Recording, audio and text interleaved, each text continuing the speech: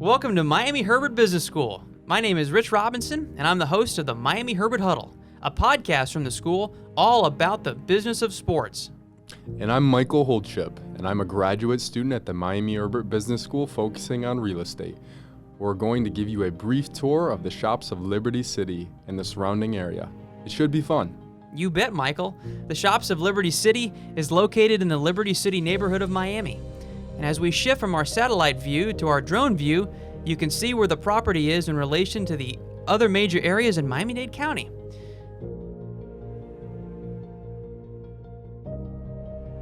There's the recognizable closed dome of Lone Depot Park, formerly known as Marlins Park, the home of the Miami Marlins in the Little Havana neighborhood of Miami. The Shops of Liberty City is just over 4.2 driving miles away from the ballpark. In the foreground, you can sort of make out the trendy Miami neighborhoods of Wynwood and the Design District. The Shops of Liberty City is less than 3 driving miles away from both areas.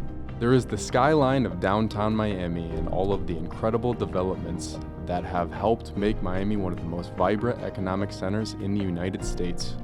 From the front door of the Freedom Tower to the Shops at Liberty City, it will take about 5.7 miles of driving. Off to the east across the causeway is the city of Miami Beach. It's 8.6 driving miles to get to Lincoln Road from the property we are focusing on in Liberty City. Now, shifting our attention to the major roadways that are of interest to this development, we look to Biscayne Boulevard, also known as US 1, which is only 2.2 miles away, and a straight line down northeast 54th Street. I-95 is closer still. It's only 3/4 of a mile away, again straight down northeast 54th Street. However, it's important to note that the closest exit is on northeast 62nd Street. Now that you have a good sense where the property is in relation to the rest of Miami, let's dig in a little deeper into Liberty City itself. According to a recent joint UM-FIU report, Liberty City has a population of 49,981 residents and 15,614 households. Aggregate household income in Liberty City in 2014 was over $543 million. Within 1 mile of the Shops of Liberty City, there are 10,020 households with a median household income of $22,824. The per capita income is $11,631. Public transportation is very important to the people who live in Liberty City.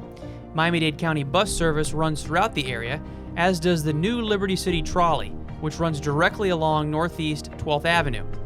Now, Michael, how would you describe the density of the surrounding area? It's very dense with a fair mix of single-family homes and apartments. While it's not totally clear, the area probably gets its name from the Liberty Square housing projects that were built in the late 1930s as a part of President Franklin Delano Roosevelt's New Deal.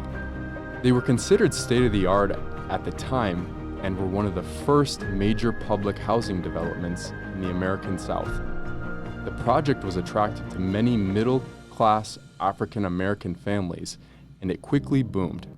Over time, however, the situation changed for the thousands of people who lived in the over 750 units of the subdivision.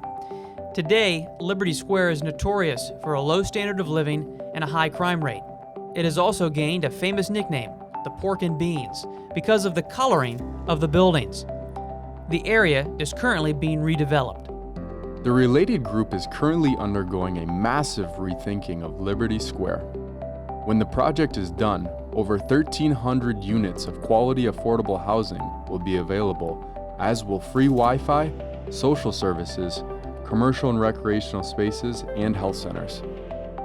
The area has the opportunity to be transformed by that project. Liberty City was also the setting for the Academy Award-winning film Moonlight, and it was written by Barry Jenkins, also a native of the area. Liberty City is also the birthplace of many stars, including Luther Campbell, Udonis Haslem, Teddy Bridgewater, Amari Cooper, and Chad Johnson. That's right, Ocho Cinco. Now, Michael, let's look at the property itself. You're the expert here, so what do you see? The Shops at Liberty City is situated on a 9-acre lot. It's over 78,686 square feet, and it's located in an opportunity zone. But Michael, what's an opportunity zone?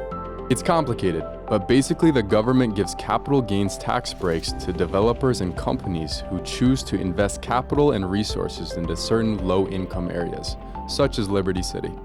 There are 402 parking spaces that wrap around both sides of the main shopping center building.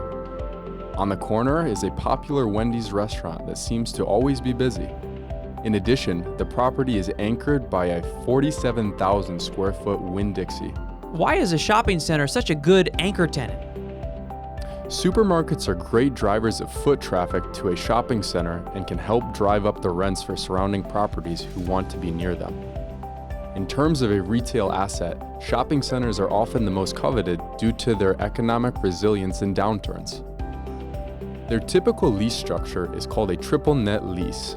This means that the tenant is responsible for the majority of major operating expenses. Some of these major operating expenses may include taxes, insurance, and property management. There's also a Simon Sports, a Metro PCS, a DTLR, a beauty exchange, a 99-cent store, and a laundromat. It certainly seems like a great opportunity for these students to brainstorm the future of a critically important part of our community. Good luck, everyone, And go Canes!